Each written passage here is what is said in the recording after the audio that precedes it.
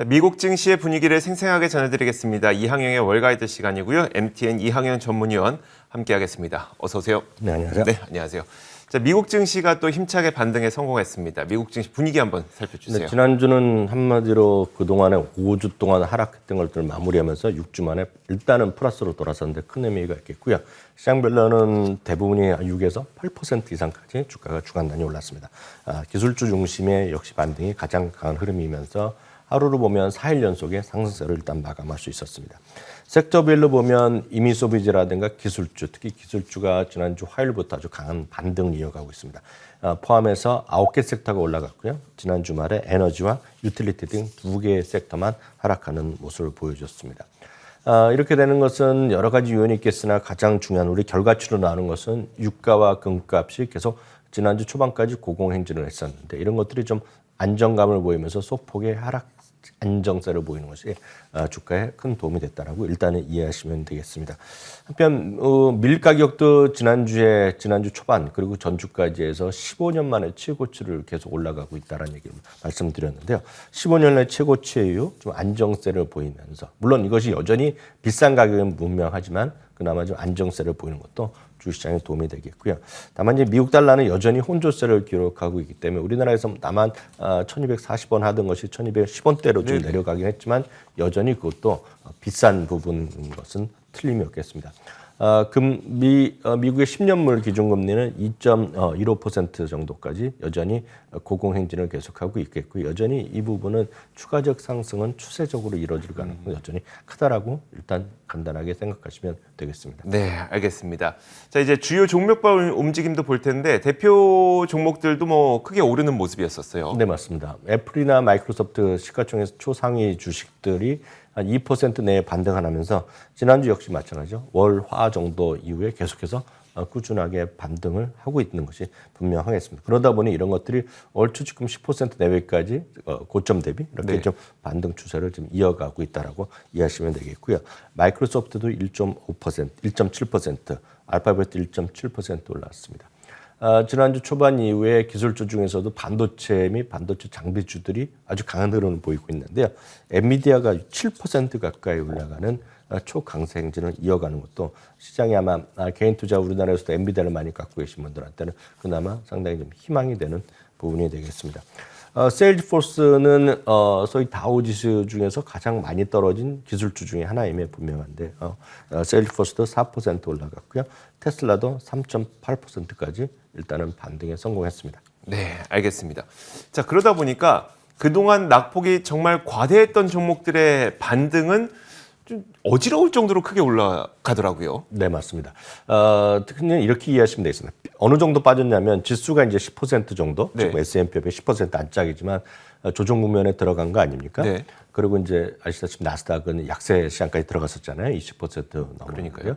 그러니까 전반적으로 시장은 그만큼 떨어진 것은 기본이라고 보셔야 되겠습니다. 다만 순서가 있는 거죠. 의외로 이제 사상 최고가를 기록했던 벅스웨이스 같은 것들은 상당히 의외의 주식이 되겠고요. 코스트코 같은 경우는 사상 최고가 정말 1.5% 정도 붙어 있으니까 최고가라고도 마찬가지가 되겠고요. 그 밖에 이제 순서대로 보면 시가총액이 큰 것들이 있지 않습니까? 네. 예를 들어 애플이나 이런 것들, 마이크로소프트, 시가총액 탑5 이런 것들은 대부분이 시가 지수보다 약간 덜 떨어졌습니다. 그래서 한 10% 정도 안짝, 좀 더 위에서 좀 하락폭이라 보셔야 되겠고요. 이제 많이 좀 그보다 더 떨어지는 것은 이익은 나지만 소위 PR이 높은 것들이 있지 않습니까? 그런 것들은 50% 떨어진 거 되겠고요. 거기다가 이제 적자 회사들 있잖아요. 네. 적자 회사이지만 꿈과 희망을 갖고 있던 것들, 특히 팬데믹 때 많이 올랐던 것들 있죠. 대표적인 것이 이제 우리나라에서 팬데믹 이전에 누가 알았습니까? 줌비디오. 그렇지만 이제 다 쓰잖아요. 네. 줌비디오 같은 거 70% 80% 떨어졌다고 보셔야 되겠고요.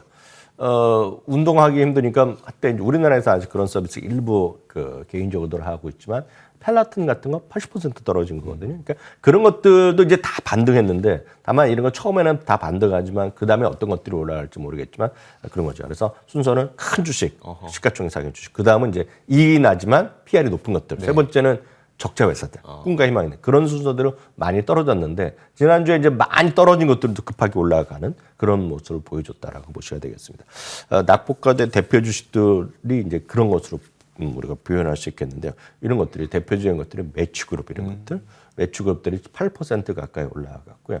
이펜 같은 경우는 엄청 좋은 회사고 작년에 S&P 500도 다 포함됐는데 이게 이제 이슈가 됐던 것이 직원들의 대부분 상당수가 우크라이나와 또 러시아에서 일한다니까 네네. 주가 훅 떨어졌잖아요. 이런 것들이 지난주에 날카롭게 반등을 하면서 지난 금요일에도 8% 정도 반등하는 모습을 보여주었고요.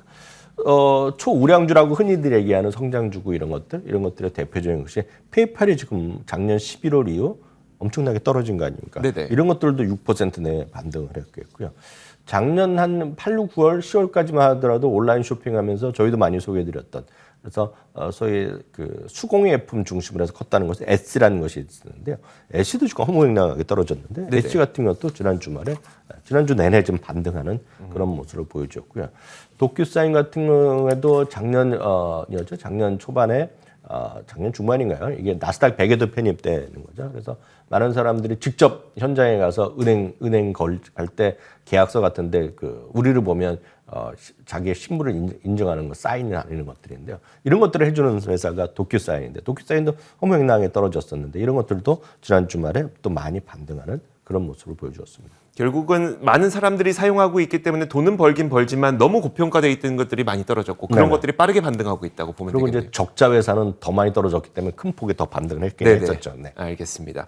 자, 이런 가운데 시장에서 엄청난 대기록이 또 한 가지 달성이 됐다고요. 어떤 기록일까요, 이번엔? 지난주 화요일, 수요일, 목요일 날, 금요일 날 4일 연속으로 S&P 500 기준은 1% 이상씩 올라갔거든요. 매일 1%. 네, 1%죠. 네. 사실 금요일 날까지만 하더라도 기록이 한국 시간 금요일 날, 그러니까 미국 시간으로 목요일까지만 하더라도 3일 연속으로 그 1% 이상 올라갔는데요.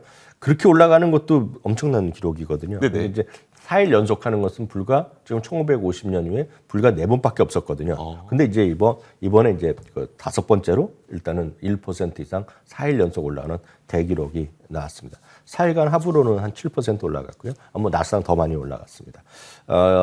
그동안에 그럼 그 이후에 어떻게 됐느냐가 중요할 텐데요. 일주일 후에 보면 물론 4번밖에 없어갖고 통계적 의미는 별로 약할 수 있겠지만 일주일 동안에 보면 그 위에 보면 0.9% 올라갔고요. 1개월 후에는 3.8%. 6개월 후가 12개월이 중요한데 6개월에는 무려 17%는 올라갔고요. 네네. 12개월 동안에 27%는 올라갔고 상승 확률만 보면 오히려 첫 주는 이어지는데 한 달 동안에 보면 그동안 상승이라서 그런지 모르겠지만 한 달 동안은 또 그 상승 확률이 25%밖에 안 됐습니다. 4번 중에 3번은 떨어졌기 때문에 워낙 또 급하게 올라가면 또 쉬는 것이 있다는 것이 네네. 과거의 경험이었고요. 대신에 6개월과 12월은 4번 모두 상승했다는 그런 경험도 있기 때문에 여러분 이런 것도 흥미로운 통계이기 때문에 오늘 참고적으로 소개해드렸습니다. 알겠습니다.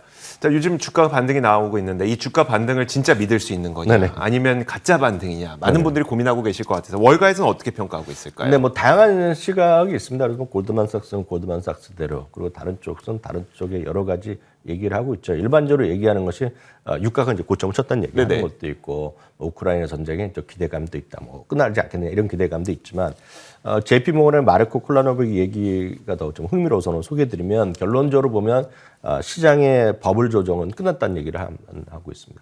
많은 분들이 이제 마르코 콜라노빅 하면 탐리와 더불어 아주 긍정론자라고만 얘기하는데 꼭 그렇지는 않거든요.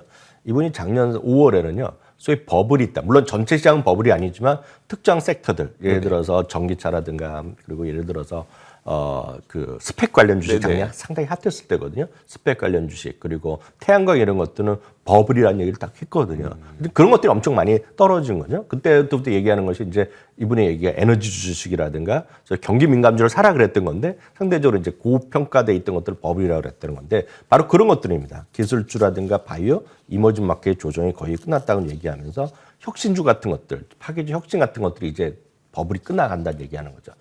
아무리 적자라 하더라도 지금 앞서 말씀드렸던 7, 80% 끝났기 때문에 이건 밸류에이션을 얘기할 필요가 없다는 그렇죠. 거거든요. 네. 그런 얘기를 하면서 구체적으로 많은 분들이 이제 참여하셨다가 지금 상당히 비판적인 아크의 캐시우드의 아크 인베스트의 그런 ETF들도 좀 살만하다 얘기를 하고 있는 거죠. 예를 들어 앞서 말씀드렸던 펠라톤, 도큐사인, 준비도 이런 것들 있지 않습니까? 이런 네. 것들도 좀 버블은 끝나갔고 지금은 살만한 시기에 왔다라는 얘기 하고 있으니까 참고하시면 되겠습니다. 네, 알겠습니다.